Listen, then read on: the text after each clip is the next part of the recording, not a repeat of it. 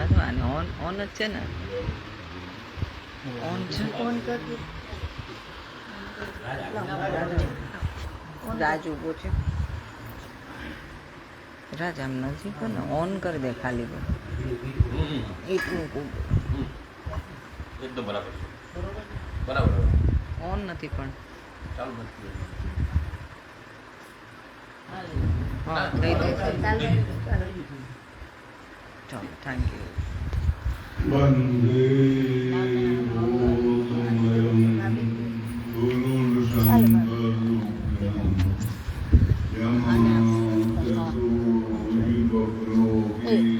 આમ ભાઈ यमादसुरोऽभिवक्रोऽपि બસ આ દે. ઠીક है ઠીક है ઠીક है.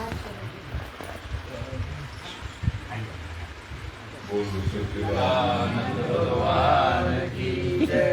भाई ठीक है ठीक है ठीक है. भगवान श्री थोड़ा साइड में.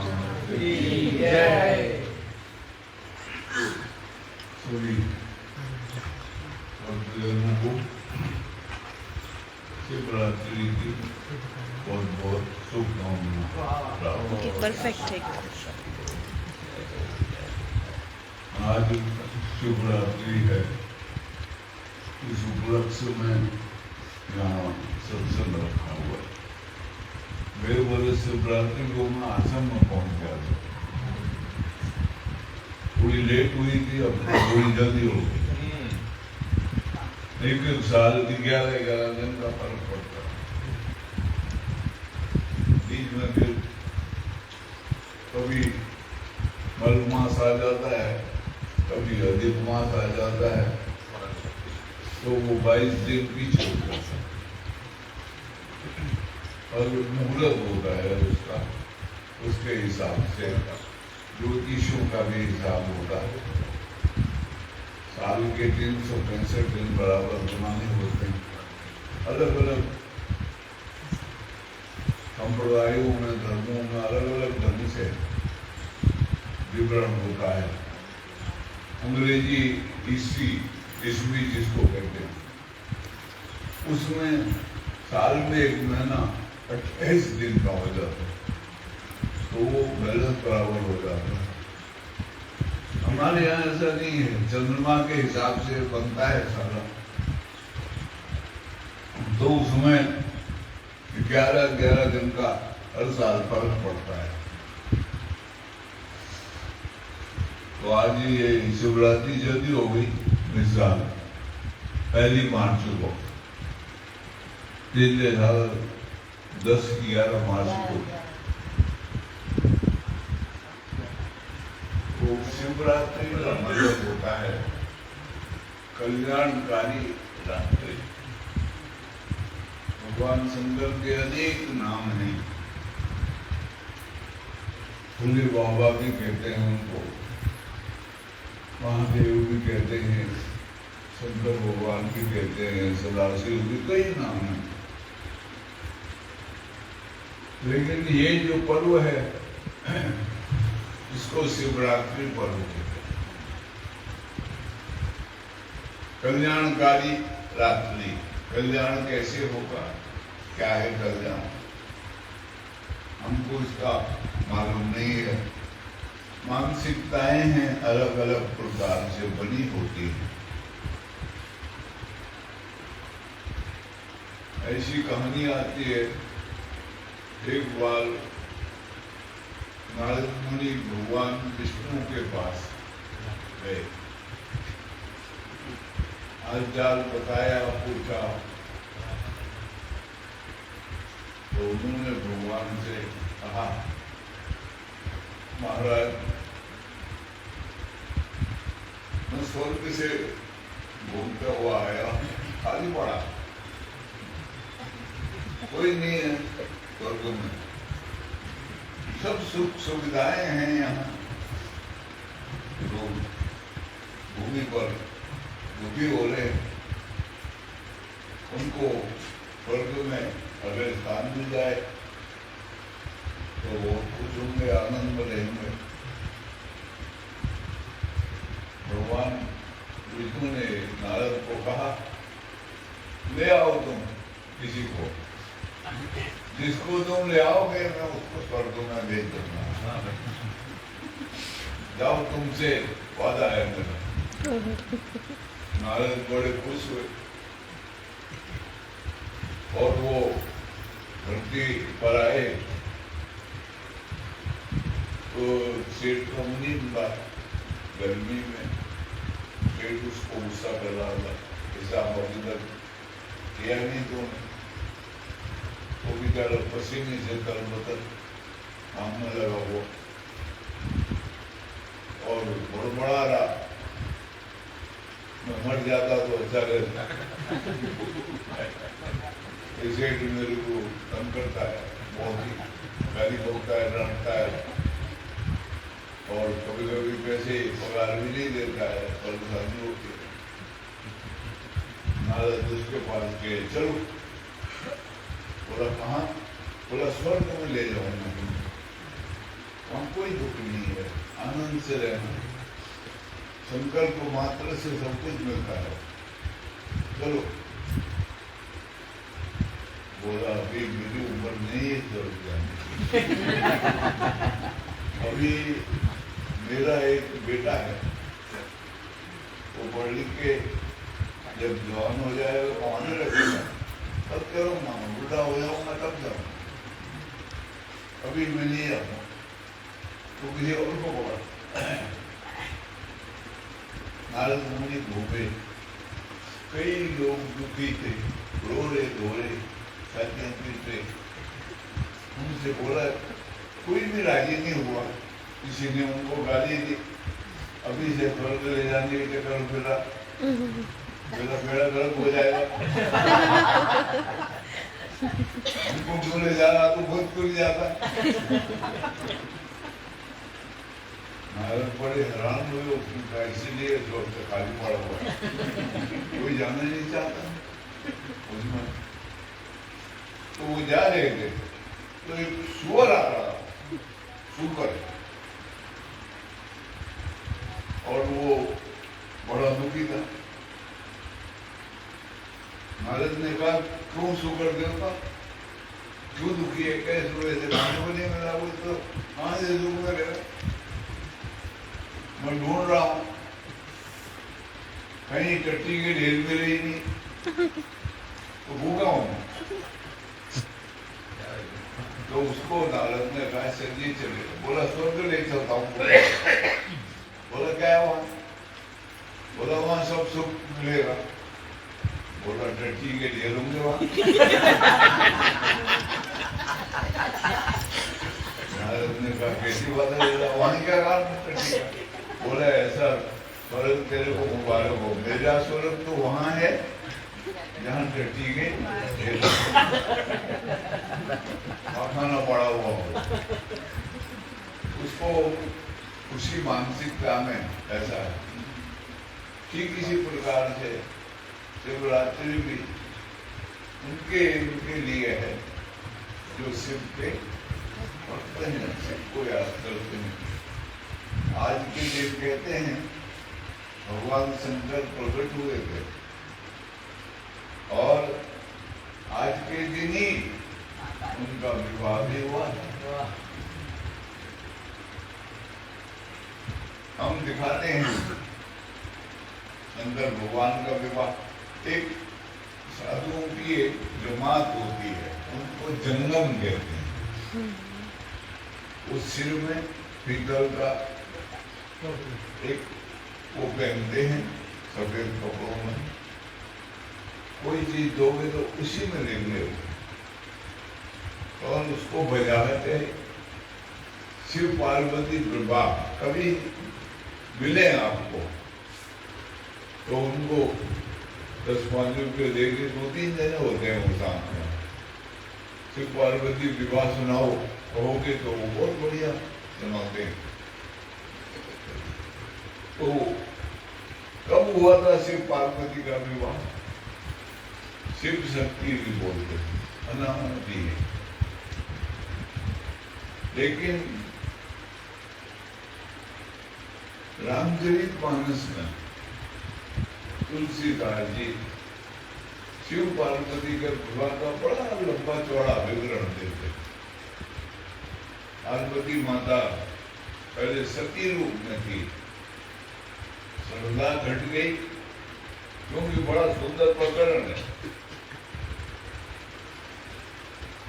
एक बार त्रेता युग माही शंभु गए कुंभक ऋषि पाही। त्रेता युग में कहते हैं शंकर भगवान कुंभक ऋषि के पास गए।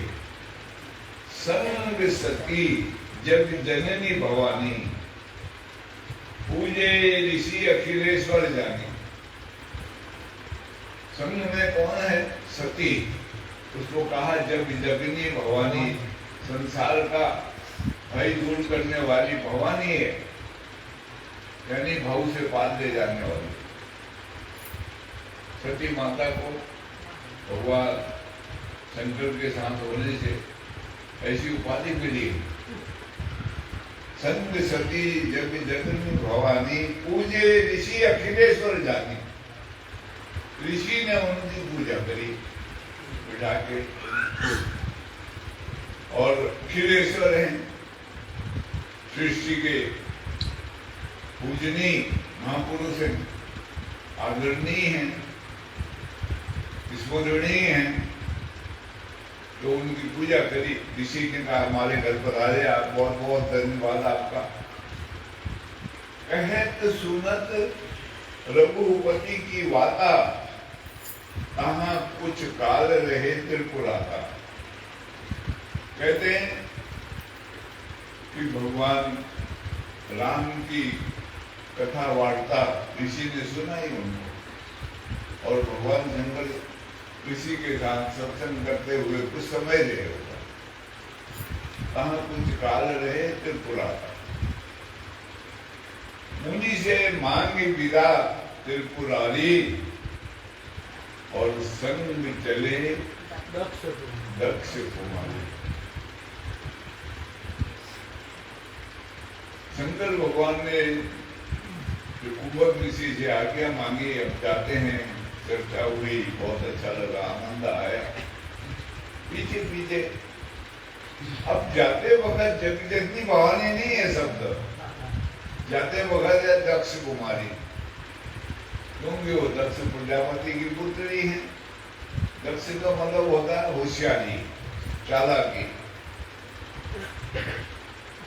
तो उसकी वहां उनको भाव नहीं आया, क्योंकि मुनि ने पहले उनकी पूजा करी, फिर उनको सत्संग सुनाया, तो वो बोले हम तो बहुत जानकार हैं। ऐसा होता है अक्सर, मन में ऐसा भाव उत्पन्न होता है, ये क्या सुनाएगा, इससे तो ज्यादा हमें को पता। ये अहंकार आदमी को छोड़ता नहीं है, और उसमें श्रेष्ठता का अहंकार तो बड़ा ही खतरनाक होता है। अंग्रेजी में उसको कॉम्प्लेक्स कहते हैं, सुपरियोरिटी कॉम्प्लेक्स, बड़ा ही खतरनाक होता है। तो फिर वो जब गई उनके साथ, तो आगे राम वनवास को जा रहे, विलाप कर रहे, और सीताहरण हो गया। तो शंकर भगवान ने उनको प्रणाम किया, जय श्री सच्चिदानंद ने सागर के पुकारा। तो दक्ष कुमारी ने नहीं कुछ बोला, और पूछा शंकर भगवान से, ये तो दशरथ का बेटा है, इसकी औरत को रावण हर ले गया है, और आप इसको प्रणाम कर रहे हो, ऐसा क्यों कर रहे हो?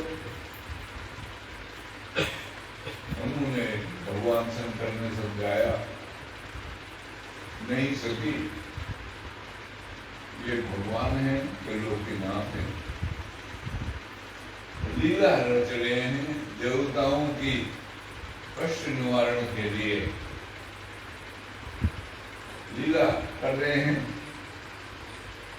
लेकिन हमारे आदरणीय है, पूजनीय है, इसलिए मैंने उनको प्रणाम किया। प्रणाम करने के योग्य है वो, और अगर प्रणाम करेंगे तो अपने लिए अपना कल्याण करेंगे, नहीं करेंगे तो हमारा ही कल्याण नहीं होगा। सती के मन में धर्म बैठ गया, क्योंकि सरदार खत्म हो गई, दक्ष कुमारी होशियारी आ गई। होशियारी बड़ी खतरनाक है। तो वो भगवान शंकर से अलग होकर के सीता का रूप बना करके भगवान राम के सामने खड़ी हुई। भगवान राम ने उनको प्रणाम किया और बोला, है माता, अपने पति को छोड़ के यहाँ क्यों आई? हाँ, सीता के रूप में है वो। तो बड़ा लज्जा हुई उनको, मन में बड़ा भारी पश्चाताप हुआ। सचमुच में ये तो भगवान है और मैंने तो बड़ी गलती करी। जब वो भगवान शंकर के पास गई तो भगवान शंकर ने कहा, क्या करने गई थी तुम? बोला, मैं भी आपकी तरफ प्रणाम करने गई थी। झूठ बोल दिया। जब आदमी गलती करता है तो झूठ भी बोलता है, डबल हो जाती है गलती, बोलना पड़ता है। क्यों? हमारा अहंकार जो है वो गलती को स्वीकार नहीं करता है, कोई बहाने बनाता है, और वो बहाने ही झूठ का एक रूप बन जाता है। तो अब भगवान शंकर तो जानकार है ना, वो हंसे और समाधि में चले गए। सती अलग अकेली रह गई। उधर उनके पिता दक्ष प्रजापति का यज्ञ हो रहा बड़ा। उस यज्ञ में सभी देवी देवता ऋषि मुनि सब आमंत्रित हैं, लेकिन शंकर भगवान के साथ दक्ष का झगड़ा है। एक पूजा के बारे में भी कथा है वो, तो इनको नहीं बुलाया, इनको निमंत्रण नहीं दिया। अब सती के पिता हैं वो, तो सती शंकर भगवान से कहती है, वो यज्ञ में शायद भूल गए होंगे पिताजी, इसलिए निमंत्रण नहीं दे सके, पर हमको जाना चाहिए। पर भगवान शंकर जानते हैं कि उसने ईर्ष्या के बस होकर के निमंत्रण नहीं भेजा है, मेरे को नीचा दिखाने का प्रयास किया। बोला, सती, बिना निमंत्रण के जाना ठीक नहीं है, मत जाओ। लेकिन सती मानी नहीं और अपनी मर्जी से आ गई अपने पिता के यज्ञ में। वहां पिता ने उसकी अवहेलना करी, आदर नहीं किया, सत्कार नहीं किया, और जो आहुति डाल रहे थे देवताओं के नाम से, उस आहुति में शंकर भगवान का कोई नाम नहीं था। तो सती को बहुत बुरा लगा। उसने कहा, ओहो, मेरे को बोला था उन्होंने नहीं जाना है, नहीं मैंने उनका कहना माना, अब मैं किस मुंह से वापिस जाऊंगी वो। तो उसने अपने आप को यज्ञ में होम कर दिया। अब नया जन्म लिया पार्वती के रूप में पर्वतराज के यहाँ। अब ये सब आध्यात्मिक रहस्य है। पर्वतराज का मतलब होता है जिसकी निष्ठा अडिग है, कभी हिलती डुलती नहीं है, वो निसंकित ज्ञान रूप में सोई परम पद पाता। आत्म ऐसा भव्य जानकर जन्म मरण मिट जाता। और उनकी जो माँ है, उनका नाम है मैनावती, जिसका अपना हम पूरा समाप्त हो जाता है, उसको मैना कहते। मैना ने मैना कहा तो ग्राहक लागे 20। बकरे ने कहा तो तुरंत कटाया शीश। तो वो मैना सबको प्यारी लगती है क्योंकि उसमें अहम नहीं है, मैं नहीं हूं कहती है, मैं हूं ही नहीं। तो वहां उनका जन्म हुआ। जन्म हुआ तो वो मन में धारणा बनाई थी पहले जन्म में, शंकर भगवान को ही वर्ण करना है। जैसे हम ख्याल करते हैं मन में, मानसिकता में, आगे आने वाले समय में वही हमारे जीवन में प्रकट होता है। रात को जैसे सोने से पहले हमारा ख्याल होता है कल सुबह ये काम करना है, तो सुबह उठ के हम उस काम में लगते हैं। रात की निद्रा को छूटी मृत्यु कहते हैं और मृत्यु को महानिद्रा। इसलिए हमारे मन में, हमारे प्राणों में, हमारे विचारों में, हमारे सुरता में क्या भाव प्रधान है, उसी का आगे हमको गति होती है। तो यहाँ पार्वती माता पर्वतराज के घर में प्रकट हुई, मैनावती उनकी माता है। उन्होंने धारणा बनाई हुई थी पहले से कि शंकर भगवान को ही वर्ण करना है और किसी को नहीं।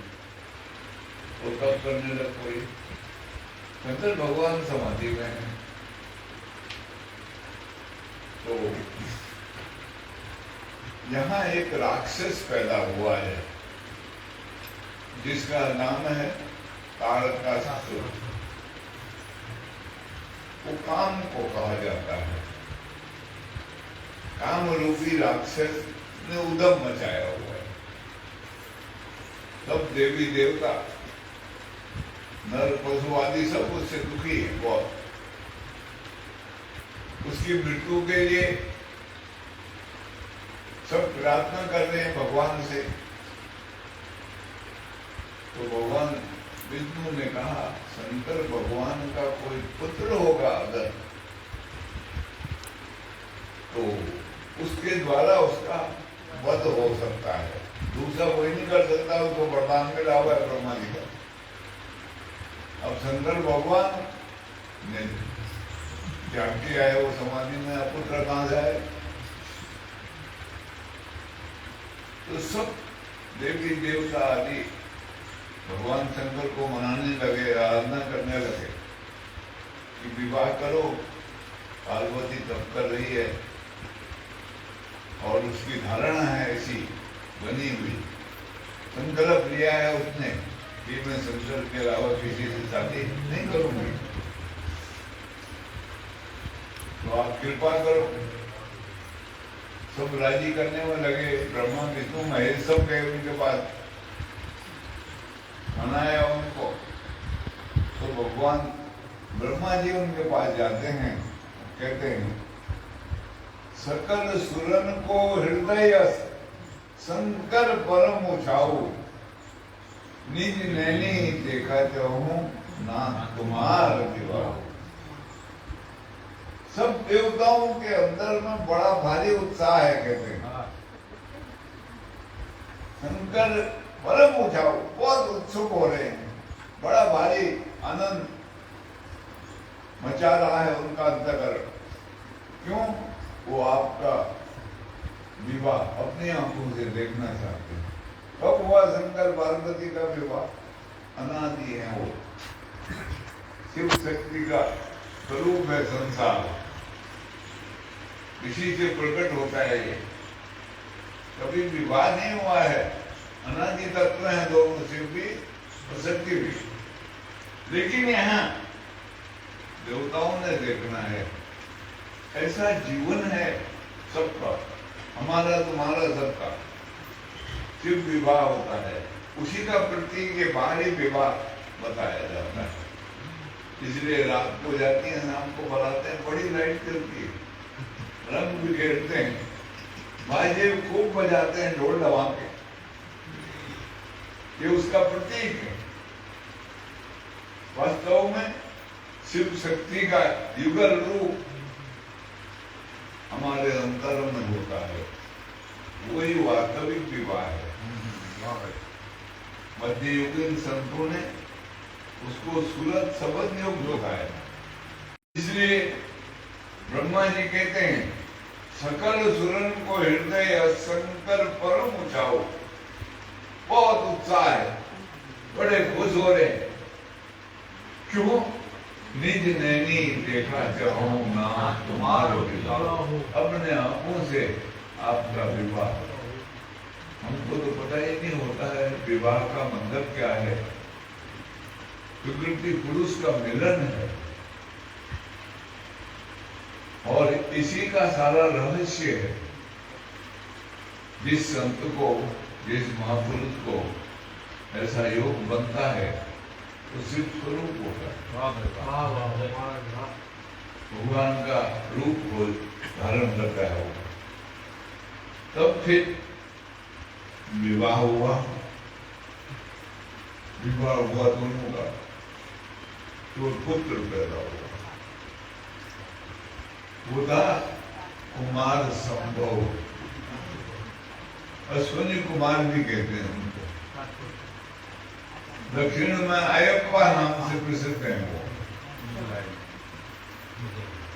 वहां मंदिर है बड़ा, केरल में, पहाड़ी के ऊपर सबरीमाला मंदिर, पहाड़ी का नाम है सबरीमाला। वहां स्त्रियां वर्जित थी। अभी ये इनको संसारवादियों को पता नहीं होता, अध्यात्म का कुछ भी हमसे मालूम नहीं होता। ये सोचते हैं समाज सेवा कर रहे हैं हम। मूर्खता है ये। भारत की संस्कृति ऐसी नहीं है, ये अध्यात्म से प्रकट हुई संस्कृति है। इसमें ऋषि मुनियों ने जो नियम बनाए हैं उनके पीछे एक गूढ़ रहस्य है। उस रहस्य को जानते नहीं, स्थूल बुद्धि वाले लोग होते हैं। वहां स्त्रियों का जाना मना था। 12 साल से ऊपर 50 साल तक की स्त्री उस मंदिर में नहीं जा सकती। 50 के ऊपर जिसको रजिस्वरा जो नहीं होती, रजिस्वरा बंद हो जाता है, या जो 12 साल से छोटी कन्या है वो जा सकती है। ऐसा वहां का सिस्टम बनाया है। जिसको रजिस्वरा होता है वो नहीं जाती। लेकिन अभी वो बहुत अल्लाह अल्लाह मचा के बोल रहे थे। अब कुमार संभव कौन है? भगवान शंकर के पुत्र हैं और जन्मजात ब्रह्मचारी हैं और सन्यासी, और मोर वाहन है उनका। मोर को कभी देखोगे तो वो सांप को काट पाता है। मोर से सांप बहुत डरता है। क्या है? सांप प्रतीक है वासना का, मोर प्रतीक है ब्रह्मचारी का, और मोर ब्रह्मचारी होता है जन्मजात। बच्चे कैसे पैदा होते हैं? मोर जब नाचता है, घटा आती है, उसके पंख फैलाता है, खुश होता है, बहुत आनंद में नाचता है।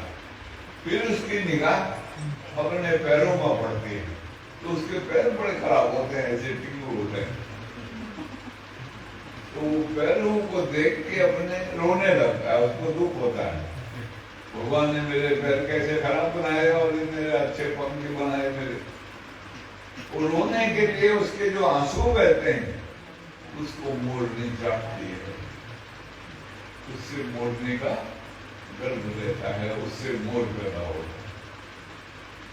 तो इसलिए मोर पंख को बड़ा पवित्र मानते हैं और बहुत पवित्र होता है। भगवान कृष्ण अपने सिर पर लगाते हैं मोर पंख को, प्रतीक है वो उनका। और बहुत बिकता है, लोग ले जाते हैं, घरों में रखते हैं। घरों में दीवार में मोर पंख लगा दो तो कीड़े मकोड़े नहीं आएंगे, वो छिपकली घूमती है वो नहीं आएगी। मोर पंख अगर सांप के सामने फेंक दो, सांप भाग जाएगा उल्टा होकर। बहुत गुण है उसमें, इसलिए उसकी बहुत पूजा भी होती है, पूजा में रखा जाता है। और उसको बहुत महत्व दिया जाता है।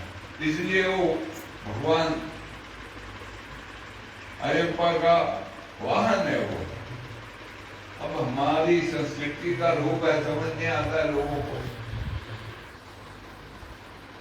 तब फिर एक दिन पार्वती माता ने भगवान शंकर से पूछा, आप किस राम को मानते हो? वो जो दशरथ का पुत्र है या कोई और आपके राम रिश्ते? वहां पर भगवान शंकर बड़े खुश होते हैं। उन्हें आज बहुत अच्छा प्रश्न पूछा है। इसलिए गोस्वामी जी बहुत सुंदर शब्द में कहते हैं, मगन ध्यान रस दंड युग पुनि मन बाहर लीन, रघुपति चरित महेश तबे हर्षित बढ़ने कीन। ध्यान के रस में मगन हो गए भगवान शंकर। 2 घड़ी पर्यंत, लगभग 50 मिनट समझ लो, ध्यान के रस में डूब गए। मगन ध्यान रस दंड। फिर उस मन को बाहर निकाला। मन निकलना नहीं चाहता है, क्योंकि ध्यान का रस ऐसा है, कोई अगर उसमें डूब जाए तो वहीं रहना चाहेगा, बाहर नहीं निकलना चाहेगा। लेकिन हमको पता ही नहीं है उसका। हम भी करते हैं सब ध्यान काहे का, संसार की वस्तुओं का काहे का ध्यान करते हैं आजकल, रुपयों पैसों का, नोटों का, उसी में डूबे रहते हैं, उसी के लिए जीते हैं। खत्म हो रहा है हद की अक्कल आती है हमको हेरा फेरी करने की, बदमाशी करने की, चोरी करने की, ठगने की, धोखा देने की, दुनिया भर की अक्कल आती है। लेकिन कभी इस अक्कल का इस्तेमाल परमात्मा क्या है, मैं कौन हूँ, मेरा उनका क्या संबंध है। जब मैंने मरना ही है तो फिर अभी जीने का क्या मतलब है? जन्म क्यों लिया मैंने? इसके बारे में कभी सोच भी नहीं आती है, विचार भी नहीं होता।